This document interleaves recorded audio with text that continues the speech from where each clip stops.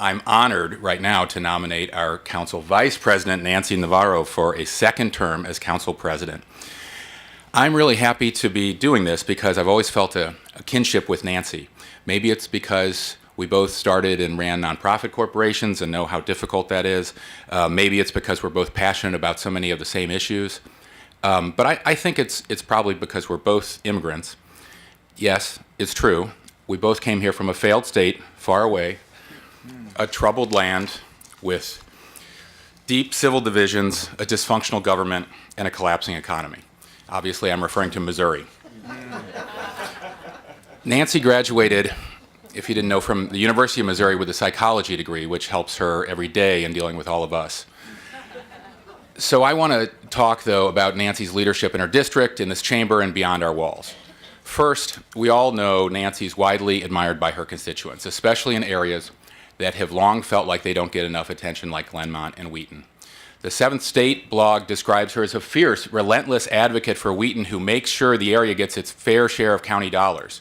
We all know Wheaton is being transformed by the new planning headquarters, by the new library and rec center, and Seventh State says Nancy is, quote, a big reason why.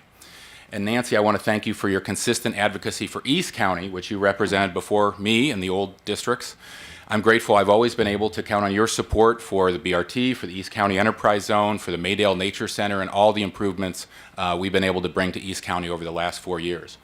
It might be your relentless advocacy for your communities that allowed Nancy, of course, to pull off a political magic trick in 2016 when she convinced the exact same voters who were voting for term limits for all of us to give her 4 more years on the council. She's now our longest serving council member. You know, polls often show that the public dislikes Congress in general, but loves their individual council members. And I think those election results show whatever the public thinks about the council as in the abstract, they love Nancy Navarro. As a leader of this council, Nancy's been both an effective leader on the Board of Education and this council. She's been a consistent, outspoken voice for affordable child care and health care and pre-K. And she's also led, it's gotten less attention, but the groundbreaking Latino Civic Project to increase civic education and strengthen communications with underrepresented communities, which is so important because she's such a great role model as the first Latina and first immigrant serving on the council. And most dramatically, as our government operations and fiscal policy chair, Nancy steered the council through our severe financial struggles during the Great Recession. She made smart decisions that prioritized vital county functions despite deep and severe fiscal constraints. And by doing so, Nancy helped accomplish another magic trick, protecting our cherished AAA bond rating under those circumstances, giving us the distinction of being the only county to hold that rating from each of the 3 credit agencies as long as there have been bond ratings. Nancy also represents us so well outside this chamber. She serves on the board for the Metro Washington Council of Governments. President Obama asked Nancy to serve on the President's Commission for Educational Excellence for Hispanics to take advantage of her years as a child care entrepreneur, as a school board member, a PTA leader, and a council member to allow education policy makers everywhere the benefit of her experience. And those roles have given her not only a larger platform to help share her experience and wisdom with a larger audience, it's helped inform our policies as she's brought those lessons back to us, informing our policies on transportation, immigration, education, and many other areas. But the thing I think I appreciate the most is Nancy's insistence on high expectations for today's Montgomery County. Nancy has never been satisfied and complacent with where we are. She consistently urges us to do better, not in some theoretical sense, but specifically better for our young people, better for our residents who are too often left behind.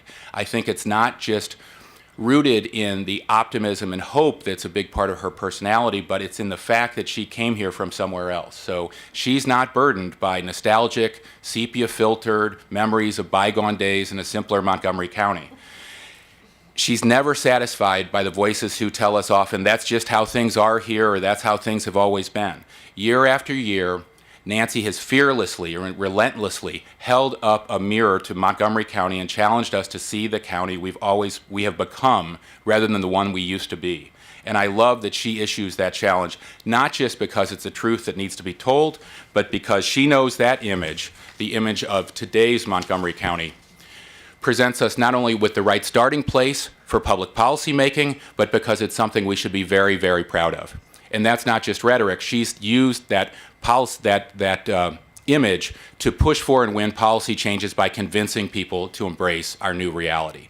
And now the county will systematically take that approach to policymaking in the coming years as we adopt the new equity lens that she's championed.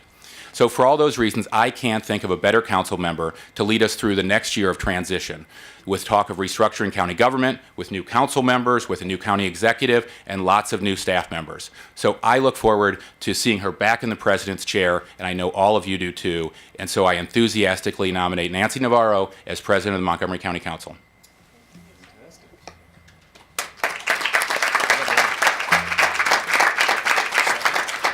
It needs a second. I heard it does not need a second, but I think, yeah, exactly. Mr. Jawando would like to offer his first second of the 19th Council.